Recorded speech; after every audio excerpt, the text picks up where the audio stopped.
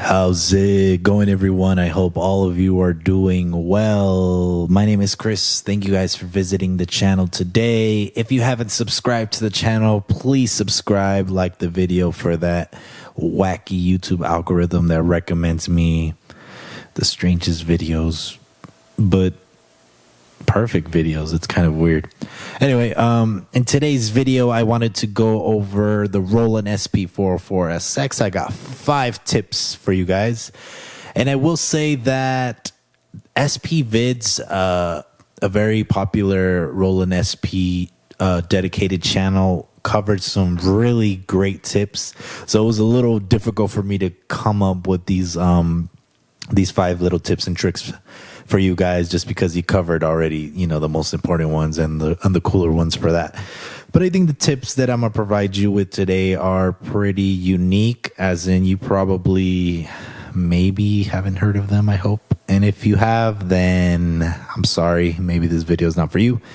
But like always, let's just jump right into it. I got the Roland SP-404SX to the left of me, so let's jump right in. Ready, set, go.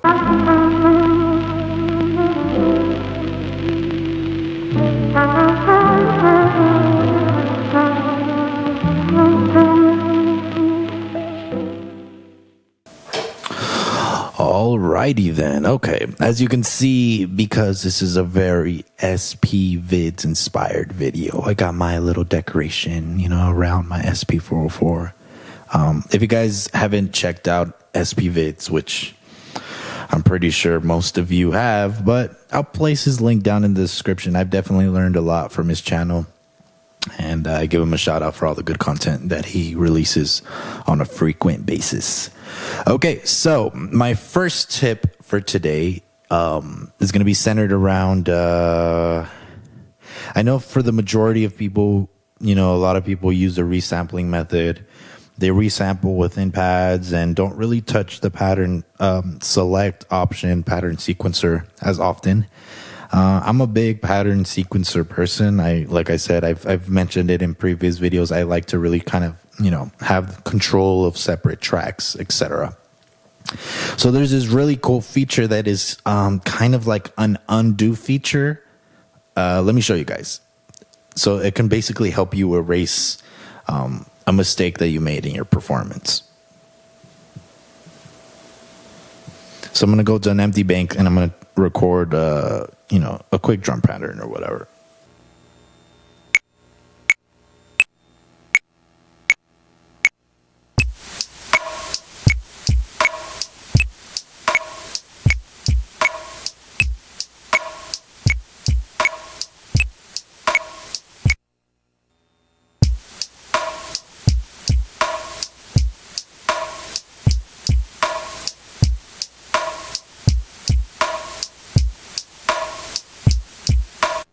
Basically, let's say, for example, I don't like that hi-hat. I play my pattern. I play the pattern. I'm not a fan of the hi-hat, and I just want to get rid of the hi-hat or a certain portion of the hi-hat. Hit the record button, and then I'm going to click on the first pad because that's where I have my drums recorded. So what would happen is the metronome is going to sound. I'm going to press record, and it should play my drum pattern. Okay. Okay. And like I said, let's say I just don't like the hi-hat. I'm not feeling it. It's sloppy or whatever the case. What I can do is I can press delete and hold down the pad. Technically, you only have to press delete once until it illuminates. And then I'm gonna hold down the hi-hat pad. So what I just did right now is, you'll hear it. It deleted a certain section of the hi-hat. Now, obviously, I can delete the whole thing by holding the whole pad, the entire sequence. But this is a really cool feature in case there's a certain pad that you press that you didn't mean to press. You can go in, you can erase that mistake and still keep the majority of your other pattern. So, for example, I'm going to delete the whole thing.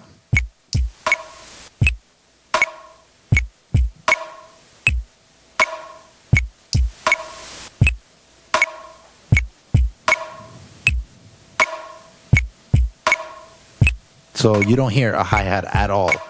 Basically, I held down the erase button to erase the entire hi-hat pattern. So now what I could do is I could re-record it.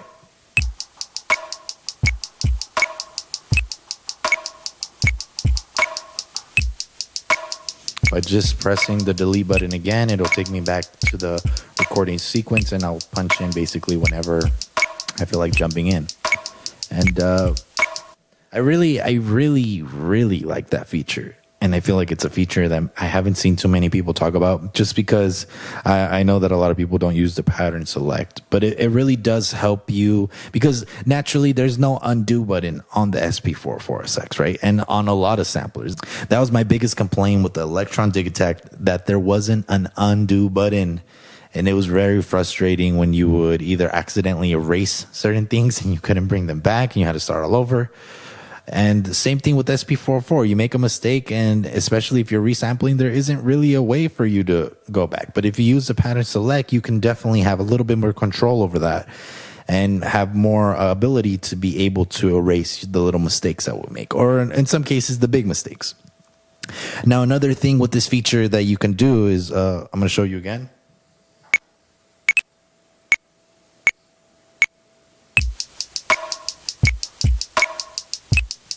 By pressing delete again, I can press hold, and I could delete the whole sequence.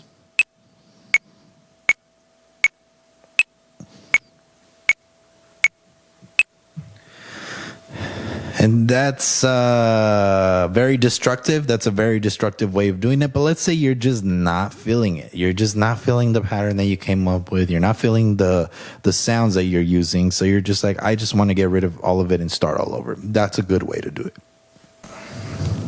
My second tip is not as impressive as the first tip, but it's still a very useful tip, just because I feel like a lot of people don't realize this. Even though it is labeled on the SP-404, a lot of people don't go the route to try to really figure out what it does. So I don't know if any of you have ever been in a scenario where you're playing, where you're recording a sample into the SP, and the peak meter is just going absolutely insane. Sometimes it just stays red, right? A good way to get that under control is all you have to do is press function,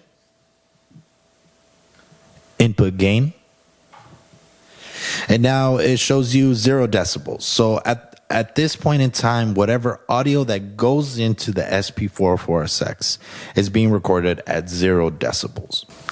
And if I use control number 3 and turn it all the way, so I went, to the right and to the left, but most likely you can just go straight to the left. It goes down to -10 decibels. So that is great, because a lot of the time when we're recording, especially when we're using external hardware, it is very important to it's better to record at a lower volume than at a super high volume. Now, there is some samplers like S950, MPC 60, MPC 3000, 2000 XL sometimes, where you can record at a higher input gain, because the machine does a certain, adds a certain character to it, especially with, the 12-bit and 16-bit samplers. But, this one in particular, the character is a lot, there's a lot more distortion than character with this specific SP-404 or Roland SP series, right? I have a feeling that the SPs have a very low ceiling for the amount of decibels it's able to handle, and can peak very easily. So putting it to -10 decibels will get you an overall, cleaner sounding sound without as much distortion, which is important, because when you bounce to your digital audio workstation, or you just bounce it directly to whatever software you're using, the mastering process will be a lot easier, because it's very difficult to adjust and fix that, if it is even possible, in the post process. So if you bounce a whole beat, you made a whole beat on the SP-404, everything you recorded was super hot, and you bounced it to your software and you mastered it, it's not going to sound as great as if you have everything at a proper level, right? And you're probably going to be like, Chris, why can't I just turn the volume down when I'm recording into my digital audio workstation? See, the problem with that is that you already recorded the signal with distortion. So it doesn't matter if you place the volume down, right? There's still going to be elements of distortion within that previously recorded sample. And another cool thing is the opposite, right? Pad number 12 gives you the option for an output gain, which you can decrease by -3 and increase up to 12 decibels.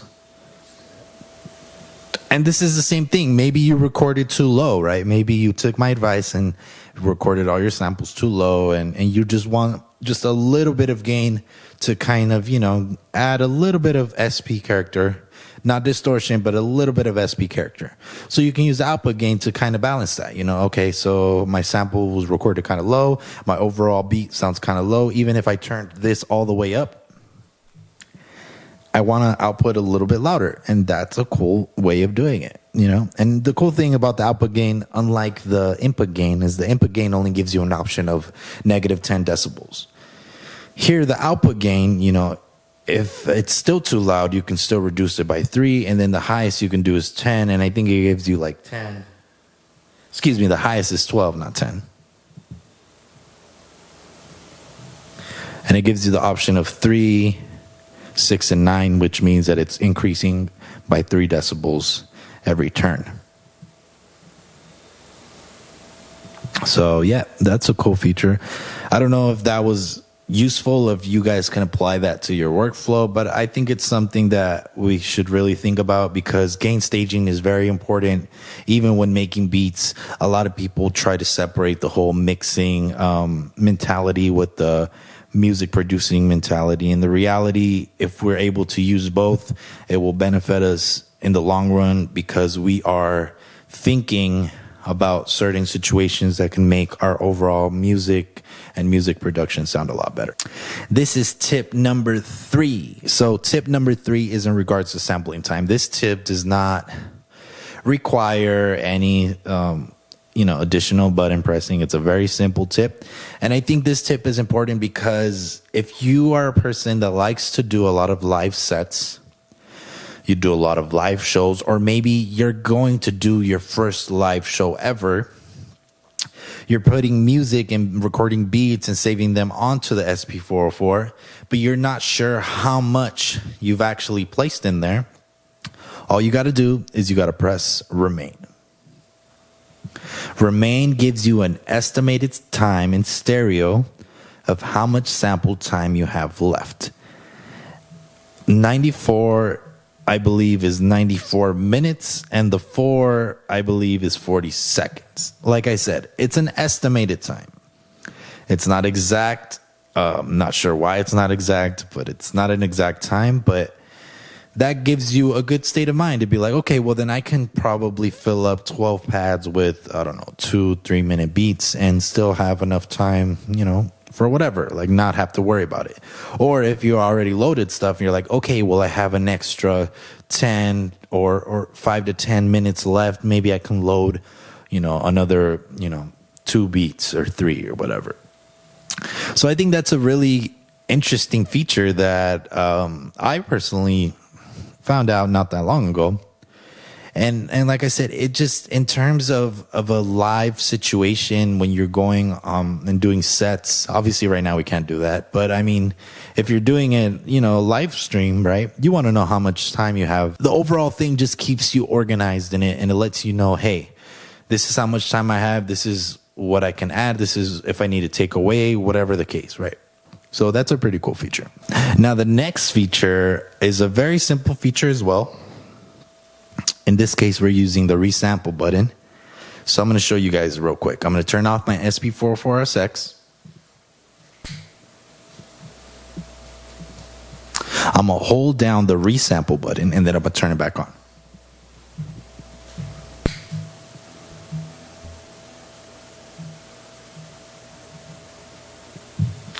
Now it gives me the option of wave or AI AIF.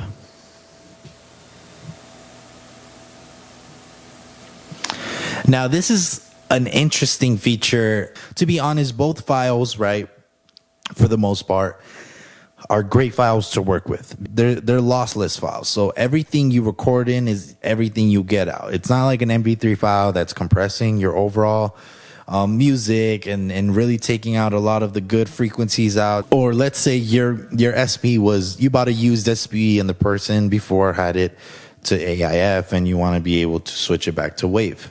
I mean, this is a cool little, feature, because that way, if you have AIF files, right, you can just kind of load them in without an issue. Vice versa, you have a WAV file, you can load them in as without an issue. I mean, it's a cool feature. It's not a feature that I really would find myself using a lot. Obviously, I work with a lot of WAV files, so I'll leave it at WAV. It's a cool little feature for Roland to add for the people that are still using AIF files. And believe me, I still see a lot of AIF files. Sometimes certain, samples that you download are in AIF. My last and final tip is a very, okay, so it's in regards to using the time and BPM. Apparently, there's this way of what Roland does is that you record a sample. You can set the BPM of a sample before you record it, if you know the BPM, right? So you go to time BPM, and you're going to use control number 2 to adjust the tempo of the sample. So what it's supposed to do, it's supposed to, you record a sample in. Let's say my tempo is 90 beats per minute.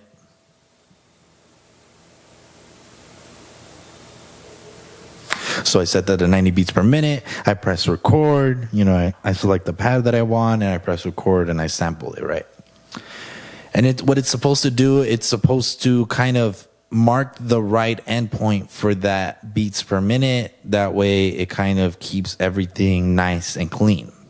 But there's another little cool trick in which I use, because one, I'm not a fan of MFX 21. I don't like the pitch sound.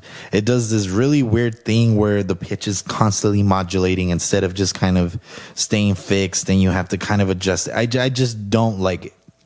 And sometimes you just want to kind of lower the pitch of a sample a little bit or speed up the pitch of a sample a little bit, right? So there is kind of a way of doing it. It's very subtle.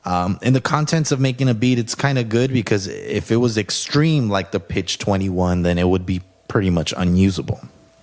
So what you could do is, I have a sound on pad number C, so I'm going to press cancel. I have this sample right here. And I could press time BPM and go to control number 1 and go to control number 1.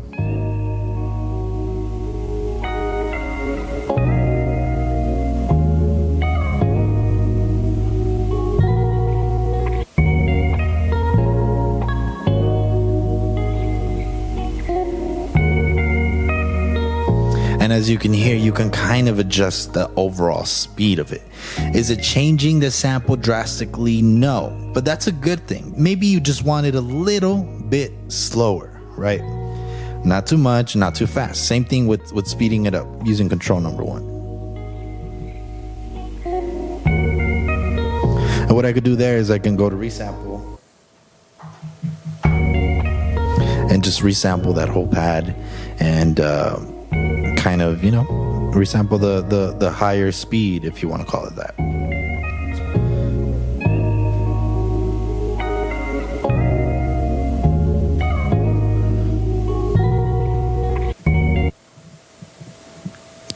So yeah, that's kind of cool. So that's it, guys. Thank you so much for watching. Hopefully this video was helpful. Like I mentioned before, there's plenty of videos out there that probably provide a lot better tips. These were kind of the more obscure ones that you probably don't hear too many people talk about. Hopefully you can find a way of using this or finding them useful. If you guys enjoyed the video, please give my video a thumbs up as it helps out the channel a lot. If you haven't already, please follow me on Instagram at Chris Galactic. Please follow me on Spotify at Chris Galactic. All the links will be in the description box below. I will see you guys on the next one. Stay safe. Let's keep on making beats. Peace.